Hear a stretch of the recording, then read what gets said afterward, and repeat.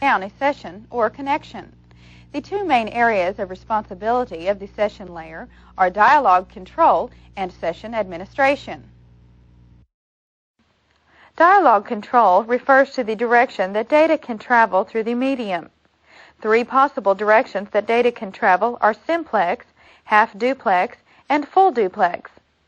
Simplex communication is also known as one-way communication.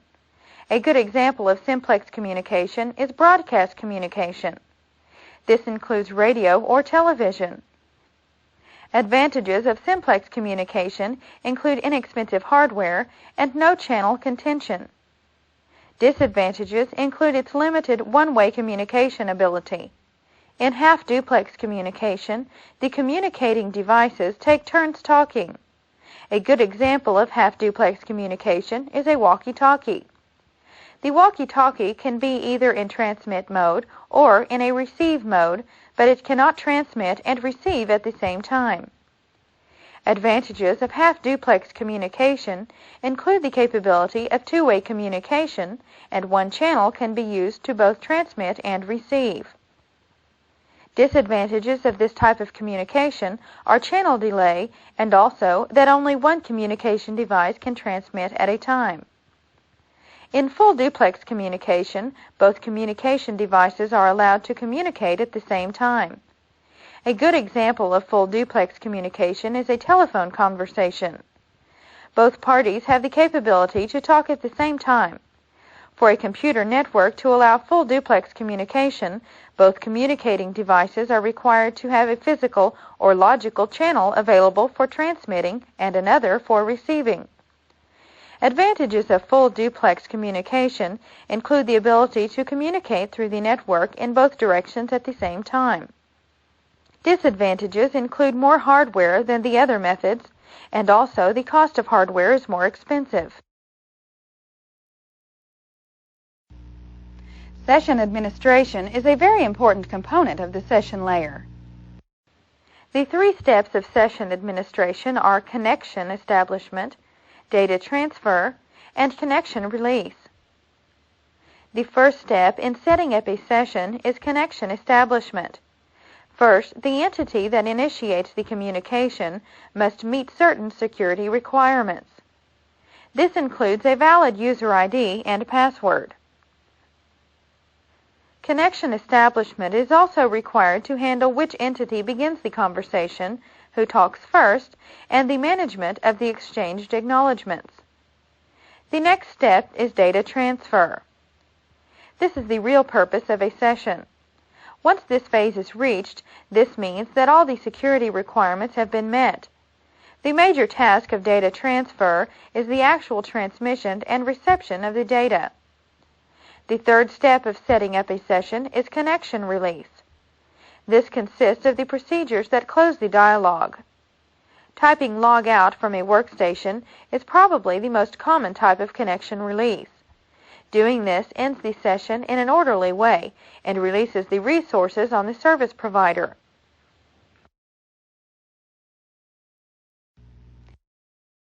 The next layer in the OSI model is to change the format of a message. The presentation layer is important when it is necessary to. Two main functions of the presentation layer are data translation and encryption. Data translation is the process of translating data from one format into another so different types of computer systems can use the data. Four types of data translation include bit order translation, byte order translation, character code translation, and file syntax translation. Bit order translation is the process of devices being aware of the bit order of data when receiving it.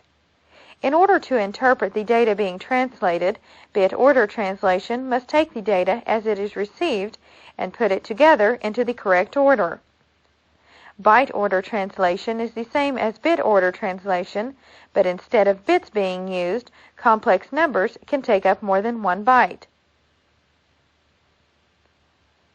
So the issue becomes whether to transmit the least significant byte first or the most significant byte.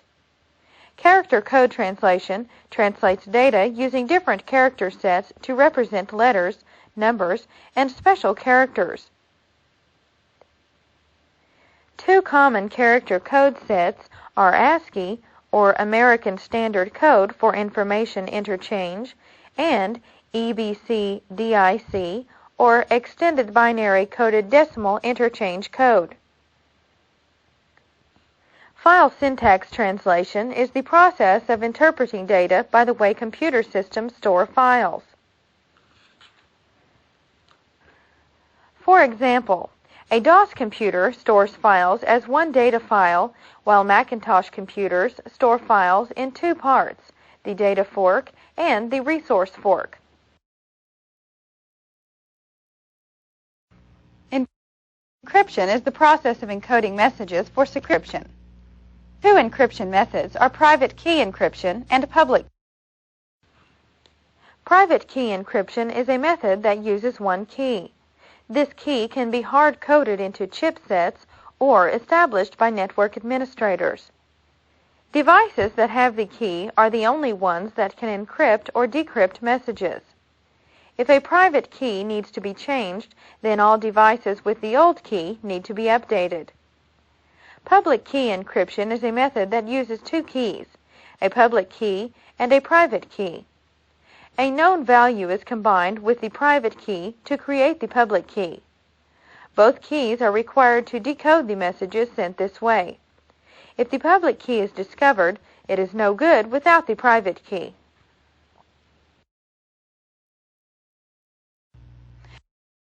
The final is concerned with network services, service advertisement, and how they are used.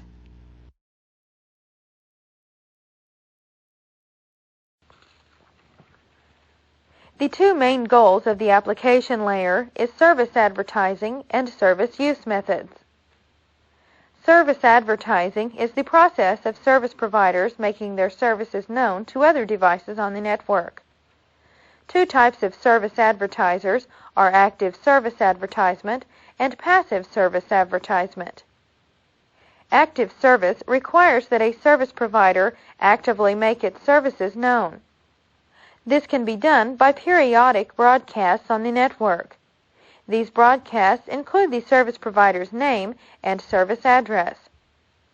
Passive service requires a global directory of network services. A service provider lists their services in this directory. Clients are then able to refer to the directory to find the needed service.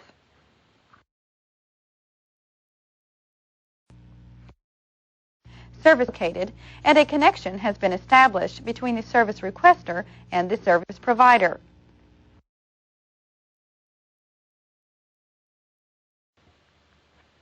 Three service use methods are OS call interception, remote operation, and collaborative computing. OS call interception is a method used when client devices are unaware of the network. To be able to use network services, network devices require a software module that acts as an interface between the local OS and the network. Remote operation is used when servers are unaware of clients on the network.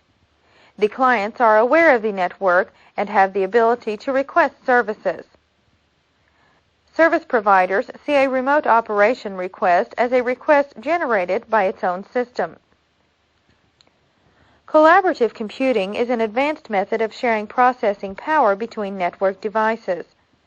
Network operating systems, such as peer-to-peer systems, use collaborative computing.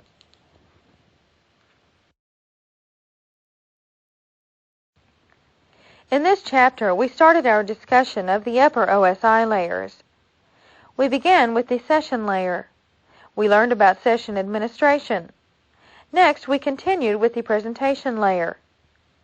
We examined data translation and data encryption. Finally, we discussed the application layer. We explained service advertisement and service use methods.